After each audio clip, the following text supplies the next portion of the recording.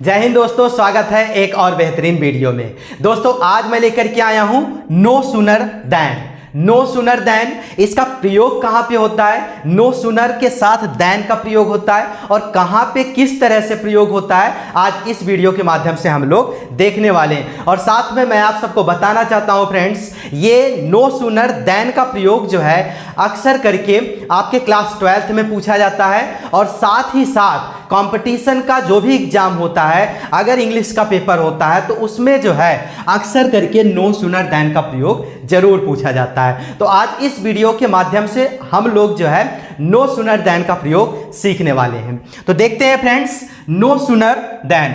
No sooner than का 3 concept होता है। नो सूनर देन का 3 कॉन्सेप्ट है। तो यहीं पर हम लिखना शुरू करेंगे, no sooner, no sooner than का 3 कॉन्सेप्ट है। 3 कॉन्सेप्ट है। नो सूनर देन का 3 कॉन्सेप्ट है। 2 पास्ट में है, 2 पास्ट में होता है, 2 पास्ट में होता है और एक प्रेजेंट में होता है। प्रेजेंट में होता है। एक प्रेजेंट में होता है और 2 पास्ट में होता है। जब भी नो सूनर से कोई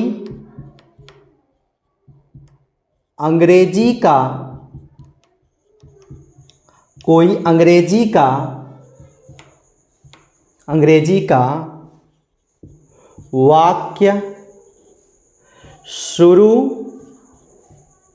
वाक्य शुरू हो तो नो सूनर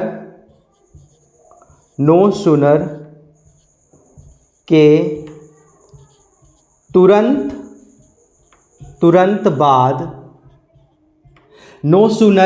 तुरंत बाद एक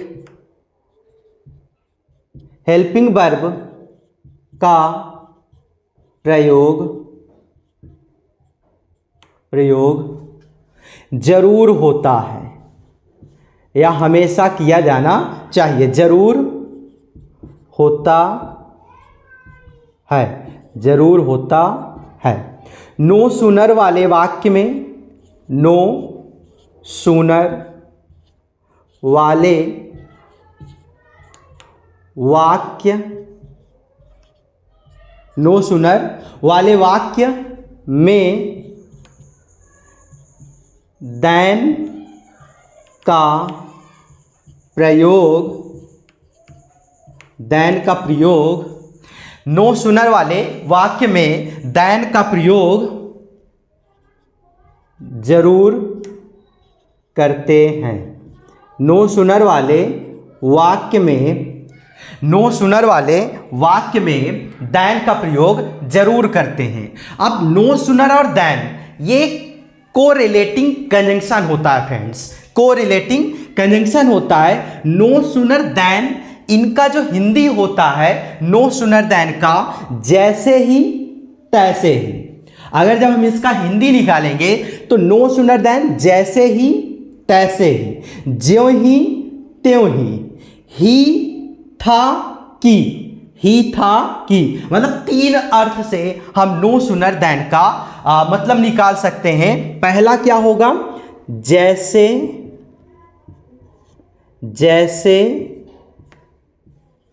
ही, फिर डॉट, जैसे ही वैसे ही, जैसे ही वैसे ही। दूसरा मतलब इसका क्या होगा, ज्यों ही, ज्यों ही, त्यों ही, त्यों ही। और तीसरा मतलब क्या होगा इसका? तीसरा मतलब होगा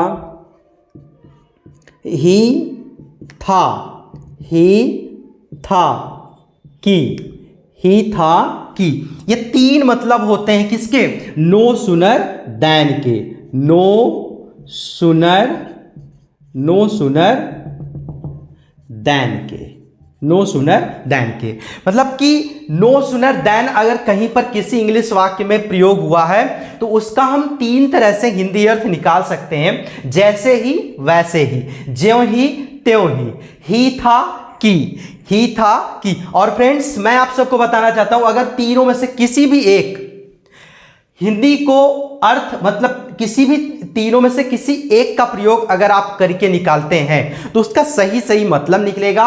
अर्थात चाहे जैसे ही वैसे ही का प्रयोग करके आप हिंदी अर्थ निकाल सकते हैं, वही मतलब निकलेगा। ज्यों ही त्यों ही का प्रयोग करके अगर आप मतलब निकालना चाहते हैं तब भी वही मतलब निकलेगा।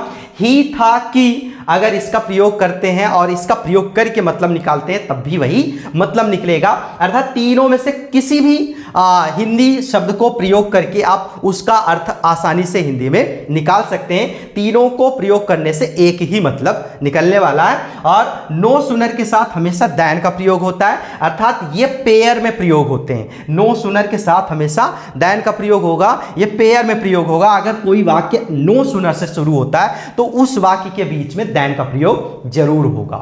और नो सुनर देन का जो तरीका होता है मतलब सेंटेंस बनाने का, उसके तीन तरीके हैं। अर्थात नो सुनर देन से तीन तरह के सेंटेंस को बनाया जा सकता है। दो पास्ट वाले सेंटेंस को बनाया जाता है और एक प्रेजेंट में बनाया जाता है। अर्थात तीन तरह का नो सुनर देन का स्ट्रक्चर होता है। तो तीनों तरह के स्ट्रक्चर को हम लोग देख लेते हैं। स्ट्रक्चर को देखते हैं।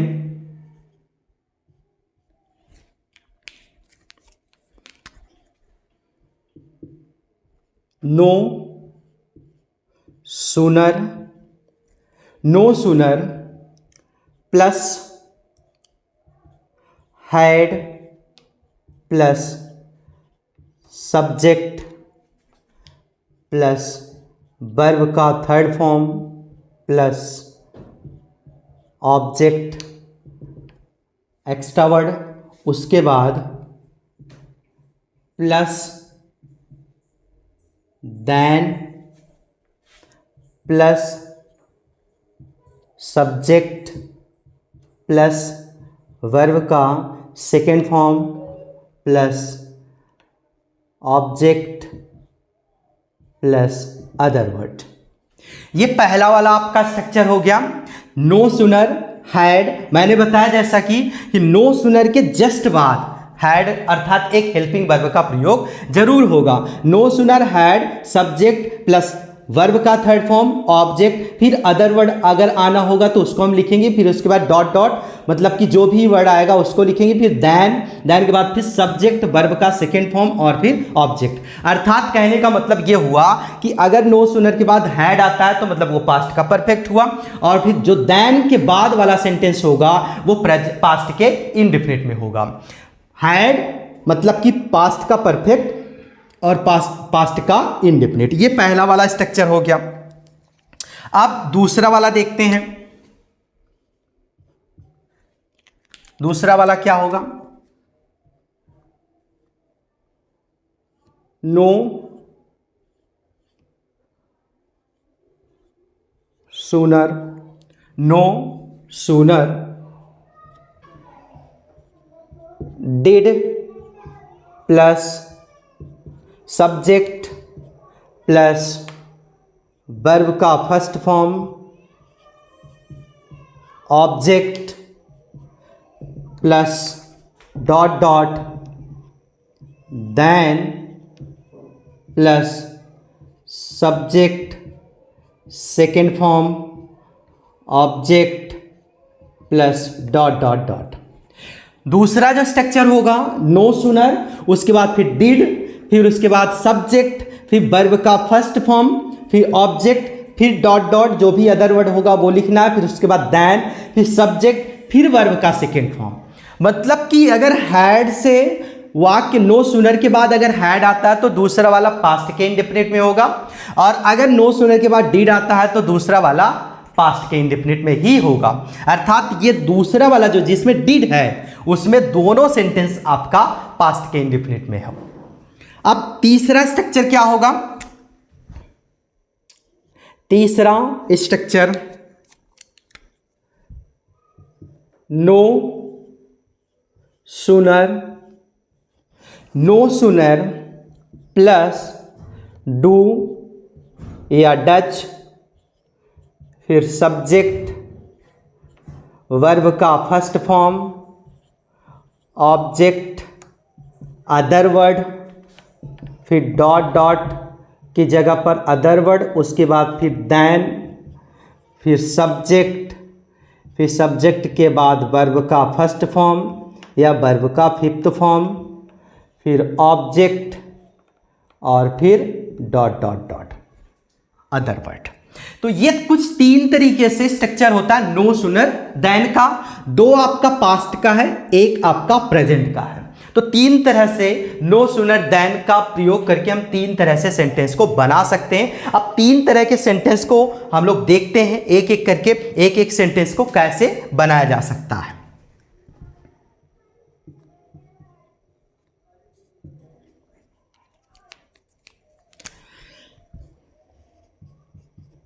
जैसे ही मैं स्टेशन पहुंचा था, जैसे ही मैं स्टेशन पहुंचा था वैसे ही ट्रेन आ गई। जैसे ही मैं स्टेशन पहुंचा था वैसे ही ट्रेन आ गई। अब फ्रेंड्स कैसे हम ये जानेंगे कि हैड वाला प्रयोग होगा कि डिड वाला प्रयोग होगा कि डू या डज वाला प्रयोग होगा? तो मैं आप सबको बताना चाहता हूं, जब भी हैड वाला प्रयोग होगा तो जो भी शुरू में आएगा जैसे ही, त्यों ही, ज्यों ही, मतलब कि ही था, अगर इन शब्दों का प्रयोग अगर शुरू में होता है तो जब भी वाक्य इनसे शुरू होगा जैसे ही, ज्यों ही था, तो याद रखिएगा यहां पर था का प्रयोग जरूर होगा, था का प्रयोग जरूर होगा। और जब था का प्रयोग होगा तो समझ जाएंगे ये पास्ट के परफेक्ट की बात हो रही है, और फिर जो दूसरा वाला वाक्य शुरू करेंगे वो पास्ट के इंडेफिनिट में करेंगे। लेकिन अगर मान लीजिए था, थी, थे का प्रयोग नहीं होता है तो हम समझेंगे ये वाला प्रयोग होगा, मतलब ये वाला स्ट्रक्चर लगेगा डिड वाला। और साथ में अगर इन दोनों का प्रयोग नहीं होता है, अंत में ताती ते का प्रयोग, जैसा कि आप जानते हैं प्रेजेंट के इंडेफिनिट में ताती ते का प्रयोग होता है, और अगर ताती ते का प्रयोग हुआ तो समझ जाएंगे नो सूनर डू या डच का प्रयोग होगा। अर्थात नो सूनर के बाद डू या डच का प्रयोग होगा, और जो देन के बाद दूसरा वाला सेंटेंस होगा वो भी आपका प्रेजेंट के इंडेफिनिट में होगा। तो यहां पर पहुंचा था, अब यहां पर पहुंचा था तो मतलब ये वाला प्रयोग होगा, ये वाला स्ट्रक्चर यहां पर लगेगा। तो कैसे लगेगा देखते हैं। जैसे ही, अब यहां जैसे ही का प्रयोग के लिए क्या लगाना है? No sooner, no sooner, no sooner had, no sooner had. अब फिर यहां पर हैड के बाद सब्जेक्ट होगा I. No sooner had I reached at the station, at the station. No sooner had I reached at station, at the station या at station, then, अब यहां पर क्या लगा देना है? देन लगा देना है। No sooner had I reached at station than, than का मतलब क्या हो जाएगा? वैसे ही ट्रेन आ गई, द ट्रेन। अब यहां पर आने की इंग्लिश क्या होगा फ्रेंड्स? कम, और कम का कौन सा form? Second form, came. No sooner had I reached at station then the train came. तो ये हो जाएगा आपका इस वाले स्ट्रक्चर का सेंटेंस और ट्रांसलेशन। अब देखते हैं दूसरे वाले को। अच्छा फ्रेंड्स, जैसे ही के स्थान पर हम ज्यों ही भी लगा सकते हैं। ज्यों ही मैं स्टेशन पहुंचा था वे ही मतलब त्यों ही ट्रेन आ गई, ऐसे भी हम बोल सकते हैं। अब यहां पर दूसरा वाला देखते हैं। ज्यों ही वह स्कूल गया, ज्यों ही वह स्कूल गया त्यों ही, ज्यों ही वह स्कूल गया त्यों ही उसका दोस्त, त्यों ही उसका दोस्त आ गया। ज्यों ही वह स्कूल गया त्यों ही उसका दोस्त आ गया। अब यहां पर गया किसको बताता है? पास्ट के इंडेफिनिट को। जब पास्ट के इंडेफिनिट को बताता है तो नो सूनर प्लस डिड वाला स्ट्रक्चर लगेगा। तो कैसे लगेगा देखते हैं। नो सूनर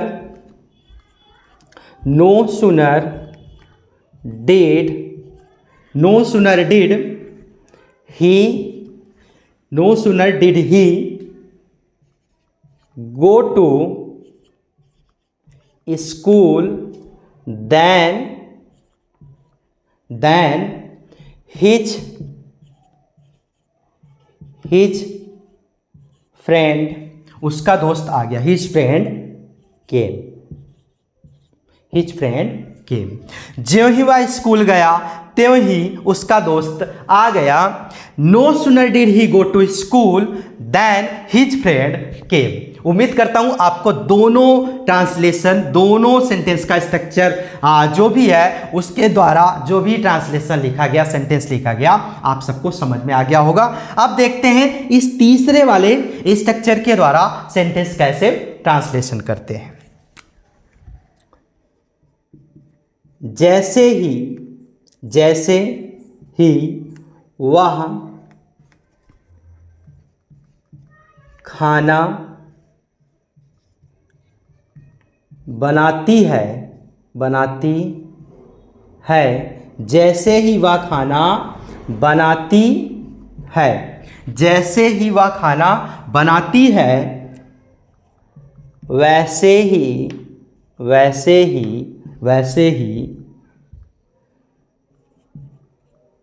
उसका भाई, जैसे ही वह खाना बनाती है वैसे ही उसका भाई उसे बुलाता है। अब यहां पर एक सेंटेंस है, जैसे ही वह खाना बनाती है वैसे ही उसका भाई उसे बुलाता है। अब यहां पर इसका ट्रांसलेशन कैसे होगा? अब यहां पर ती है, ये प्रेजेंट के इंडिफिनिट को इंडिकेट कर रहा है। तो इसका कैसे हो जाएगा? No sooner she cooks food, no sooner she cooks food then her brother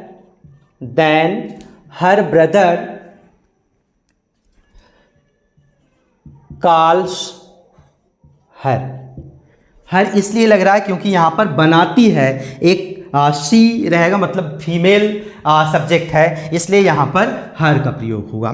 no sooner she cooks food then her brother calls her. So friends, उम्मीद करता हूं आपको तीनों तरह का स्ट्रक्चर है उसके बेस पर जो सेंटेंस मैंने बताया आप सबको समझ में आ गया होगा। कुछ और सेंटेंस को देखते हैं और तीनों प्रकार के स्ट्रक्चर के द्वारा उसका हम लोग ट्रांसलेशन भी देखते हैं।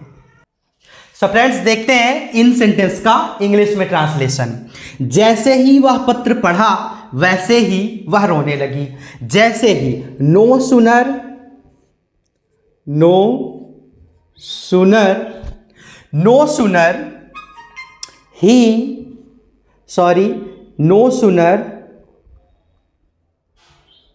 did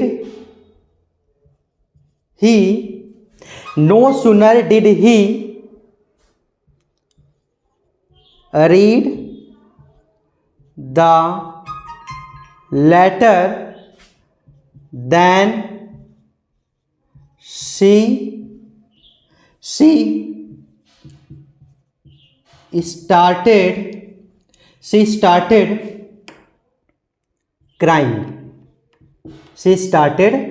crying. No sooner did he read the letter than she started crying. मैं स्टेशन पहुंचा ही था कि ट्रेन आ गई.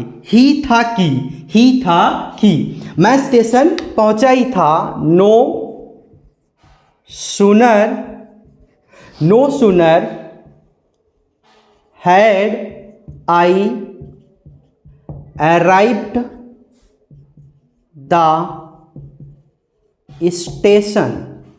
No sooner had I arrived the station than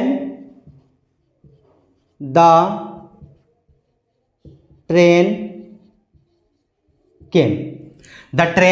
came. No sooner had I arrived the station than the train came. ज्यों ही वह office पहुंचता है त्यों ही वह पढ़ाना शुरू कर देता है. तो यहां पर क्या होगा? No sooner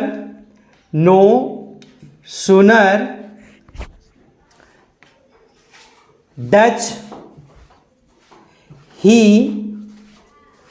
arrives the office then no sooner does he arrives the office than he begins to teach. So इस तरीके से यहां पर इसका ट्रांसलेशन हो जाएगा. No sooner does he arrives the office than he begins to teach.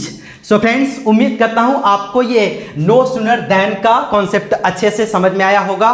सो मिलते हैं एक नेक्स्ट क्लास में एक नए वीडियो के साथ. तब तक के लिए बहुत बहुत धन्यवाद.